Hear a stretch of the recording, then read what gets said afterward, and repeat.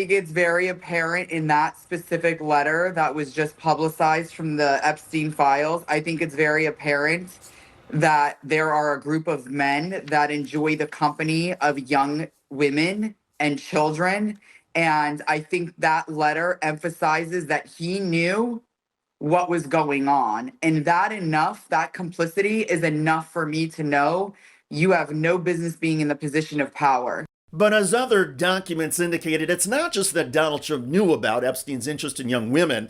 The documents indicate Trump himself enjoyed the young women. And according to at least one person the FBI interviewed, Donald Trump raped a woman. Trump has denied any wrongdoing in the Epstein case, but Trump has also denied traveling on Epstein's plane more than once or twice. Headline, many more Epstein flights. An early 2020 email in the documents claimed Trump traveled on Epstein's private plane many more times than previously has been reported. Those flights include 8 that happened between 1993 and 1996, according to the email, which has had the name of the sender and receiver redacted. If Donald Trump is privately infuriated over the Epstein files, well, he isn't showing much anger in public. Instead, Trump has been subdued and matter of fact when asked about his reaction. This whole thing is with Epstein is a way of trying to deflect from the tremendous success that the Republican Party has. Like, for instance, today we're building the biggest ships in the world, most powerful ships in the world, and they're asking me questions about Jeffrey Epstein. I thought that was finished. Oh, it's not finished, Donald, because now we have seen documents accusing you of rape. Also, the Department of Justice has only released about 15% of all the Epstein files in its possession. And so far, the DOJ has not released any of the Epstein videotapes. Witnesses say that Epstein recorded nearly everything and everybody in his mansions. And documents released so far confirm that Epstein did have an elaborate surveillance and recording system. So the release of Trump-Epstein evidence has just begun. The fact that he is named in multiple ways, what occurs to me in reading, just trying to go through the batch of documents that's been released, Chris, is that everybody that was in Epstein's orbit, including the president, knew what Epstein was doing. There are references by one person that we think was the former Duke of York to inappropriate guests, women. So everything in these files seems to indicate that, number one, Trump was deeply engaged with Epstein and that he knew what was going on. And the fact that their relationship was built, according to the New York Times report, on a desire for young women, really focused around that whole aspect of what Epstein was about, I think is very important. I will also note that when you initially tried to search the files for Trump, nothing showed up. If you searched for Trump with a space, then there were multiple items that showed up. So clearly, that to me also raises questions of, did the DOJ try to block the search for just the word Trump, but then they forgot to block the search for the word Trump with a space after it? I don't know how long that's going to stay live on the DOJ site, frankly, now that it's been pointed out. By all accounts, Donald Trump and Jeffrey Epstein were the best of friends. They shared everything. And that itself may help explain why the Department of Justice has been trying to black out most Trump mentions, publicizing the files haphazardly, and refusing so far to follow the law's requirement to release everything, including, fair or not, accusations that Donald Trump raped a woman.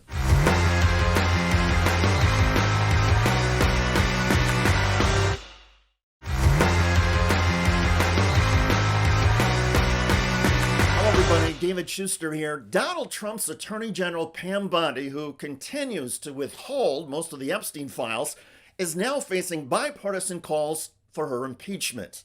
Pam Bondi is breaking the law. And this is the corrupt system, the Epstein class that people are sick of. So I believe we're going to get bipartisan support in holding her accountable. Republican Tom Massey of Kentucky says the case against Bondi and her deputies is overwhelming. They're flouting the spirit and the letter of the law. It's very troubling, the posture that they've taken. And I won't be satisfied until the survivors are satisfied. The Epstein survivors say the disclosures so far, which are heavily redacted and amount to less than 10% of all the files are a slap in the face. The law required that all of the files be released by now with explanations for any redactions. There have been no explanations for the redactions, and few documents have been released that are connected to the exploitation of most survivors, including Danny Bensky. We really didn't get to see as much as we wanted to. You know, this was a law. The law was passed and they broke the law. That we only saw a very small fraction of what we needed to see. A group of survivors have now written a letter to Congress declaring the Trump administration has violated the law and that there should be immediate congressional oversight, including hearings. Democrat Ro Khanna says there is a bipartisan effort to draft articles of impeachment against Bondi and have hearings over that. Other options could include holding Bondi in contempt of Congress, and contempt would not require action in the U.S. Senate, as Khanna noted to CBS News. We only need the House for inherent contempt, and we're building a bipartisan coalition, and it would fine Pam Bondi for every day that she's not releasing these documents. I'll tell you why. I've talked to the survivors, why this is such a slap in the face. One of the survivors said they released her name accidentally, but they still have not released the FBI file about the people who abused her at her request. And the problem here is that there are rich and powerful people. We all know this. There are 1,200 victims. They're rich and powerful people who either engaged in this abuse, covered it up, or were on this island. And what the American people want to know is, who are these people? And instead of holding them accountable, Pam Bondi is breaking the law. On top of violating the legal requirements that Congress passed and President Trump signed, the Justice Department is also withdrawing some of the images it posted. The Justice Department is citing victims' privacy concerns. One image taken down and later restored features Donald Trump. The DOJ said it eventually determined that no Epstein survivors were in the photograph. Another photo that was posted, then taken down, and remains unavailable on the DOJ website as of this report, is this picture of Donald Trump on a plane with a young girl.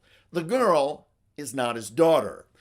The Justice Department has also redacted Donald Trump's name from documents that were publicly released last year with his name. For example, in 2024, a court released this grand jury document. It read, "A victim, she confided in me about her casual friendship with Donald. Mr. Trump definitely seemed to have a thing for her, and she told me how he kept going on about how he liked her pert nipples. Donald Trump liked flicking and sucking her nipples until they were raw. One evening when we were showering together, she showed me her nipples. They looked incredibly painful as they were red and swollen, and I remember wincing when I looked at them. I also know she had sexual relations with Trump at Jeffrey's New York mansion on regular occasions, as I once met Jen for coffee just before she was going to meet Trump and Epstein together at his mansion." This document, just released again, this time by Pam Bondi's Department of Justice, blacks out every Trump mention. Donald Trump, Mr. Trump are all redacted. So why would the Bondi Justice Department redact Trump's name on a document that had already been released with his name? Well, it's possible the Department of Justice has lost track of what's already in the public domain. In any case, the aggressive redaction effort now demonstrates that all files in the Department of Justice and FBI possession, even if there are duplicates elsewhere, have been scrubbed and blacked out to try and eliminate Donald Trump's name everywhere. And that underscores that instead of complying with the law Congress passed and Donald Trump signed, the Department of Justice is trying, sloppily, to shield Donald Trump. And if the DOJ is trying to protect Trump in the 10% of the documents and photographs released so far, well, one can only imagine what has happened to the other 90% of the Epstein files that the Department of Justice and FBI are keeping under seal. And those files, according to lawmakers in both parties, include documents, photographs, and videotapes. Keeping those files away from Congress and the public and blacking out every Trump mention in the files posted so far, that is not transparency, that is a cover-up. And it clearly violates the protocols spelled out in the Epstein statute and breaks the law. As far as congressional action, what happens next, though, will be up to a small handful of Republican centrists, given that Democrats are in the House minority. Here's Maryland Democrat Jamie Raskin. Are you considering, or would you support attempting to impeach the Attorney General, Pam Bondi, as some of other colleagues have suggested is possible? I mean, look, I think everything is on the table here, but people are coming up with solutions that require a majority in Congress. So we know the Republicans are in control in the House, they're in control in the Senate. So when people say, let's impeach Bondi, let's impeach Robert F. Kennedy, let's impeach Trump or whomever, I say, bring me some Republicans and we can have a conversation. By all accounts, though, those bipartisan conversations have begun. It is clear to lawmakers in both parties that the Trump administration is continuing to try and shield the president from any embarrassment or worse in the Epstein files. For more than a decade, Donald Trump and Jeffrey Epstein were best friends.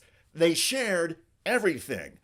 And instead of coming clean about Trump and Epstein, Pam Bondi's Justice Department seems to be engaged in a criminal cover-up. Lawmakers in both parties say there will be consequences for Bondi and eventually consequences for Donald Trump himself.